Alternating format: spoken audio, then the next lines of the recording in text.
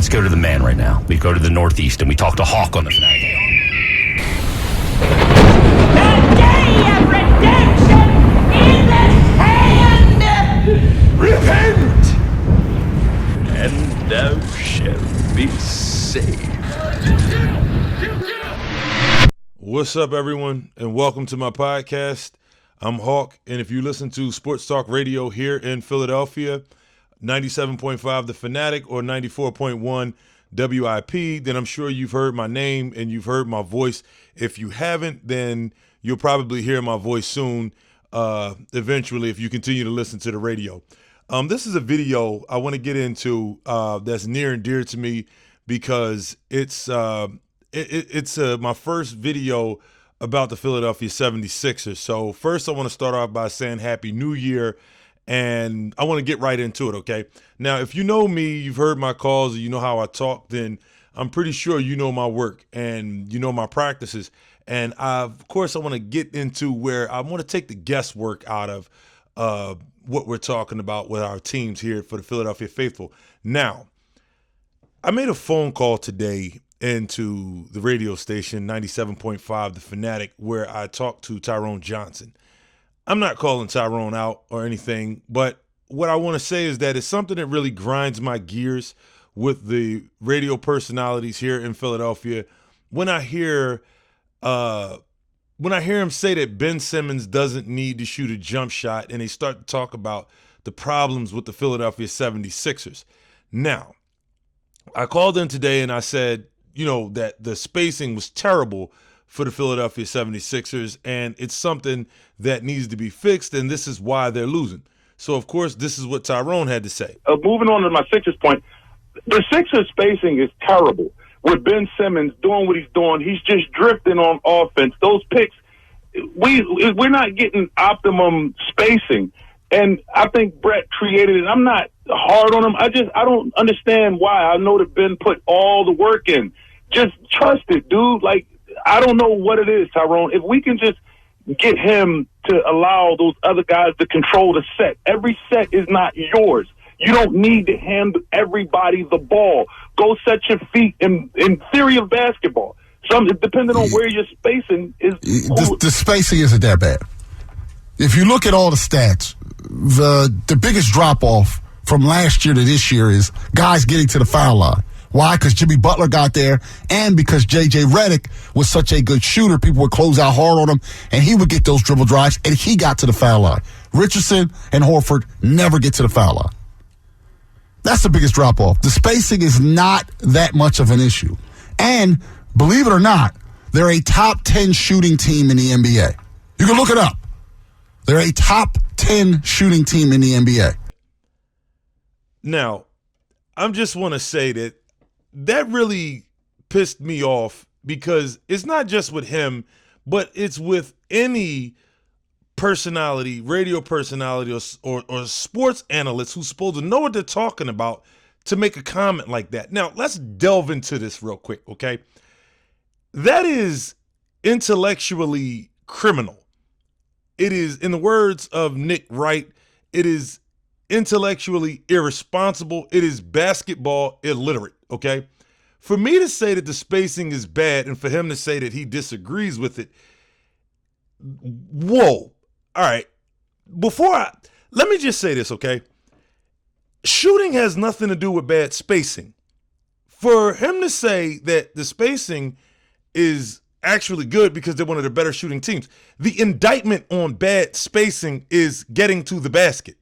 When you cannot get to the basket, that's what bad spacing does. Now, if you question what I'm saying, let's delve into this a little bit more. There are 8 points of attack on a basketball court.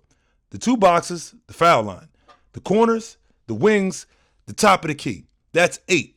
Now, it's cyclical. When you have 5 players on your team, they rotate. I don't care if it's a Princeton offense, a flex offense, a motion, whatever it is that you call yourself running, okay? A high post, low post, pick and roll, whatever.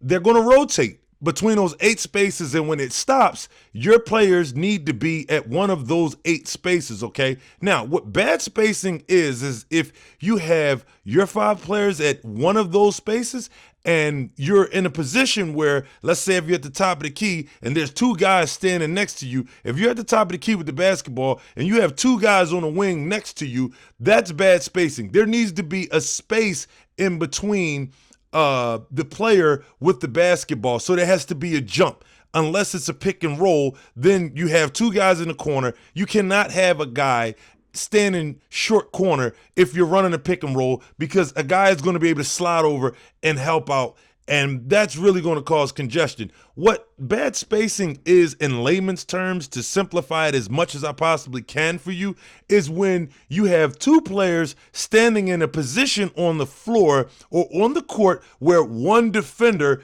can defend two players. It's terrible spacing, okay? Now, the other thing, this is why the Philadelphia 76ers, why they lose to teams like the Miami Heat.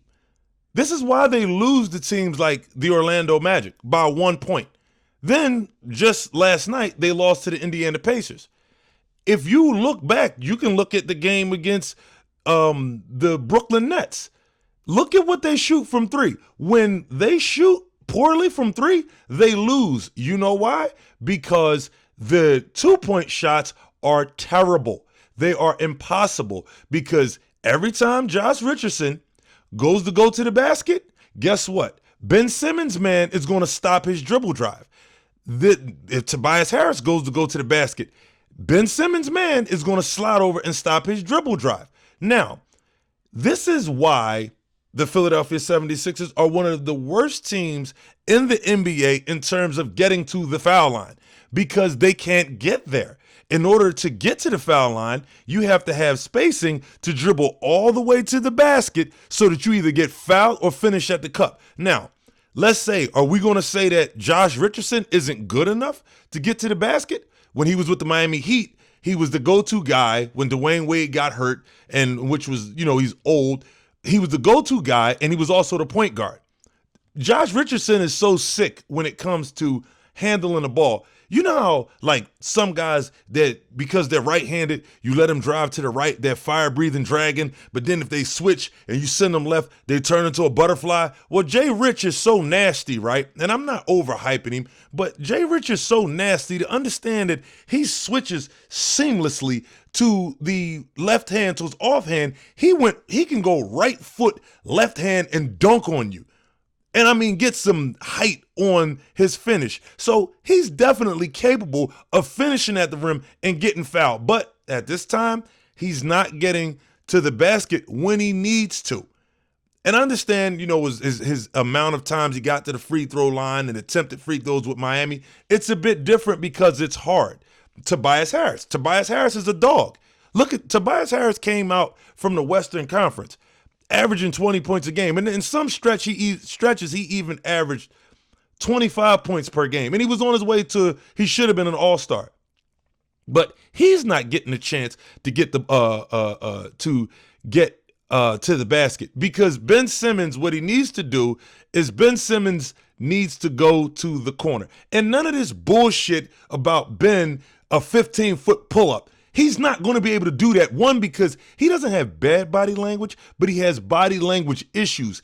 There's a gift and a curse for Ben. He's too big, he's too fast, and he's too strong at this point in his career, and he doesn't have the body language, or he hasn't slowed down enough to where he can control the symmetry of his body to get the right English and language on that left-hand shot so that it will fall for him. Okay, so he needs to set his feet, because he's too fast. And now, I'm not grinding Ben Simmons up, because in my opinion, Ben Simmons is one of the top 5 players in the NBA if you add a jump shot, a set jump shot to his game where he can allow J.Rich or Tobias Harris to control the set. Just because you're the damn point guard does not mean every time down the floor you need to pass the ball to people. It's not your set. If it's a pick and roll and Tobias Harris has it, in which he's a pick and roll player, if it's a pick and roll between J.Rich and Joel Embiid, Ben needs to go all the way to the corner.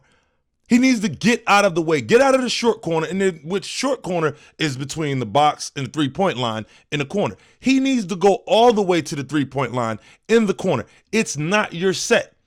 It's the theory of basketball. One of the beginning principles of the theory of basketball.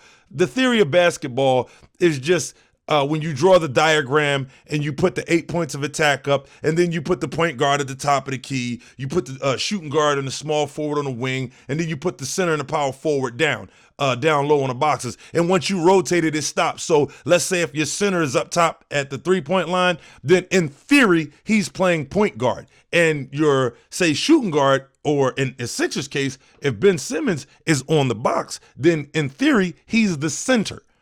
Okay, so what Ben has to do is if he did go to the corner, it would optimize the spacing on this team with the Sixers. Okay, now if you give Ben that jump shot, that'll add an easy 10 points to his game. And I know that Ben puts the work in. I trust his jump shot. I'd much rather trust Ben Simmons' jump shot than I would Al Horford, to be totally honest with you. I mean, especially from the corner or the wing or Kyle O'Quinn. Ben Simmons will come down after a made basket and literally flip the ball, and he gets into the way where he'll kill sets. Tobias Harris will come down with the ball, and he'll be giving his defender, getting him on his heels, or giving him the rocker dribble and getting his guy back on his heels, or J.Rich will be doing it, and Ben Simmons will just dive to the lane. Here, give it here. And then he'll just like shed or dive through the paint, and then underneath the basket call for the ball. You can't do that. You just killed the set. Allow these guys to control the offense. Get your ass in the corner and shoot a three. Everything doesn't begin and end with Ben Simmons. Now, Brett Brown is going to say, after Ben Simmons shot the jump shot, shot the three, Brett Brown's going to say, oh, well, tell Ben Simmons' dad, tell his agent, his family, that I want him to shoot 2 to 3 threes. It's in his wheelhouse. Well, guess what, dude? You created a monster.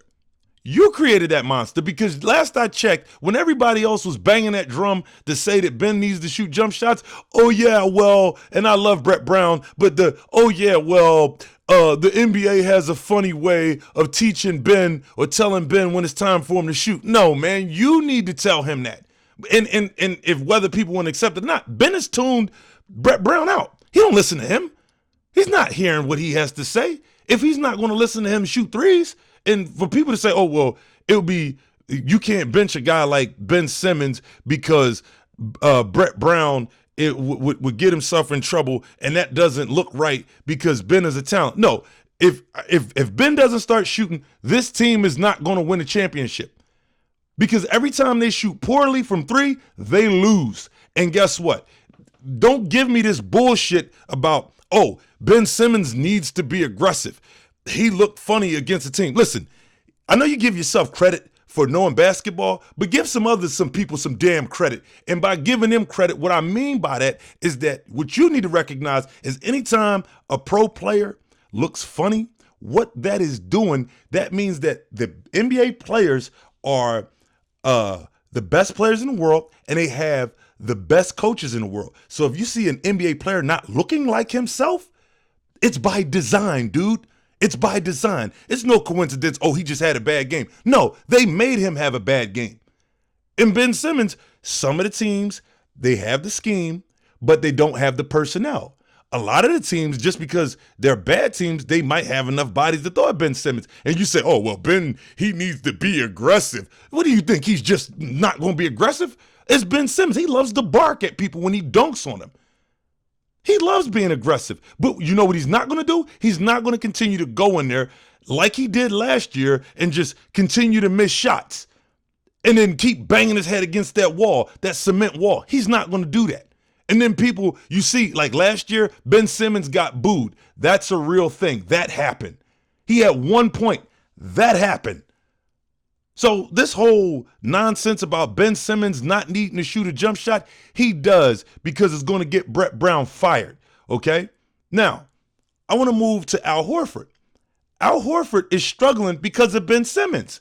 Al Horford can't do the center thing. He's got Al Horford swinging around the paint. And all of these jackasses here in Philadelphia, all they can say is, oh, Al Horford can't play with Joel Embiid. Yo, listen, it has nothing to do with Embiid and everything to do with Ben Simmons.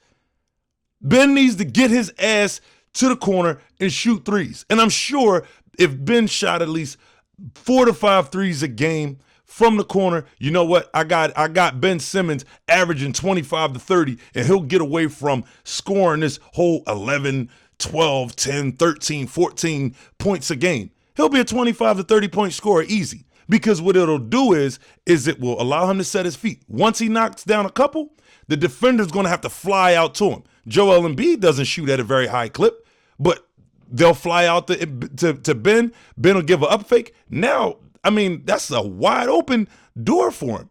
Look what Pascal Siakam is doing. And so it really, like I said, it really pisses me off to continue to hear guys here in Philadelphia say that Ben doesn't need to go shoot a three, a 15-foot jump shot. Bullshit.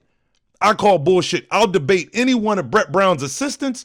I'll debate anybody you want on this principle that if Ben Simmons does not develop a three, there's a chance that it can win. There's a chance that it will work, but it's the long way around. It's the long way of doing things. It's like eating a bowl of cereal, like I always use as a reference or a metaphor. You can pour the milk in a bowl and then pour the cereal on top. Yeah, of course you're going to get full. But the easier way to get a full meal would just be to pour the milk in a bowl. Pour the cereal in a bowl, then pour the milk on top. And then you'll get full. So that's all I really want to say regarding the 76ers. And this is my first video on basketball. I think I'm going to be covering more stuff about the NBA, different teams, different hot topics, and things of that such. I think I'm going to start dipping my toes into that. But I just wanted to get to that real quick and say that that's almost criminal for anybody to say that Ben Simmons doesn't need to shoot a jump shot. If you are going to say that, then you don't know what the hell you're talking about, and you need to shut up because it's a damn shame. But anyway, I'm Hawk, and this is my first video. Again, like I said, if you are new to the channel, of course, hit the like button. Be sure to subscribe. Hit that notification bell. If you leave a dislike, please leave a comment so I can at least prove to you what exactly I'm talking about, and I can turn that dislike into a like. But anyway, I'm Hawk. Happy New Year. Have a blessed and prosperous full year, and that's all I have. I'm out. I love you, man. It's a great call. I love the Hawk. I love the Hawk. That's a great call.